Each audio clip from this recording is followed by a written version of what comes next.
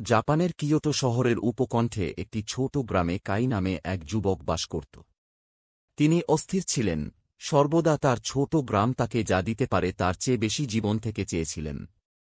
তিনি ক্রমাগত পরবর্তী দুঃসাহসিক কাজ বা চ্যালেঞ্জের জন্য অনুসন্ধান করেছিলেন, তিনি যেখানে ছিলেন তা নিয়ে কখনো সন্তুষ্ট ছিলেন না। একদিন কাই একজন মহান জেন মাস্টারের কথা শুনেছিলেন যিনি কাছাকাছি একটি পাহাড়ের উপরে থাকতেন। তিনি সিদ্ধান্ত নিয়েছিলেন যে তিনি মাস্টারের সন্ধান করবেন, এই আশায় যে জ্ঞানী বৃদ্ধ তাকে তার জীবনের উদ্দেশ্য এবং অর্থ খুঁজে পেতে সহায়তা করতে পারে। দীর্ঘ এবং কঠিন যাত্রার পর কাই অবশেষে পাহাড়ের চূড়ায় পৌঁছান এবং জেন মাস্টারের নম্র আবাস খুঁজে পান।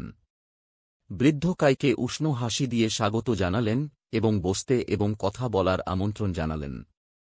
কাই জেন মাস্টারের কাছে তার হৃদয় ঢেলে দিলেন, তাকে তার অস্থিরতা এবং আরও কিছুর জন্য তার ক্রমাগত অনুসন্ধানের কথা বললেন।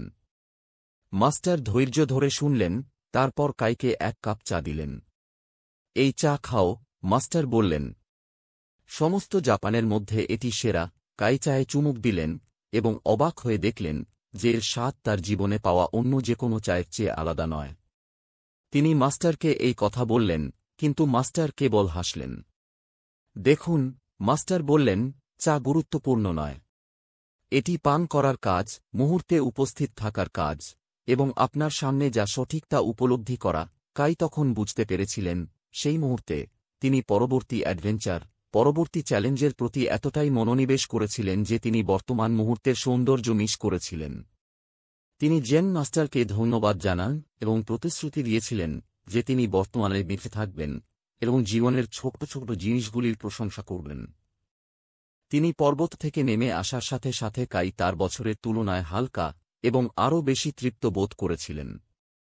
তিনি বুঝতে পেরেছিলেন যে সত্যিকারের সুখ আরও বেশি চাওয়া থেকে আসেনি, তবে ইতিমধ্যে যা ছিল তার প্রশংসা করা থেকে এসেছে। দেখো, তোমার জীবনে সুখ আরও কিছু পাওয়ার চেষ্টা করায় পাওয়া যায় না, বরং আমাদের ইতিমধ্যে যা আছে তার উপলব্ধিতে পাওয়া যায়।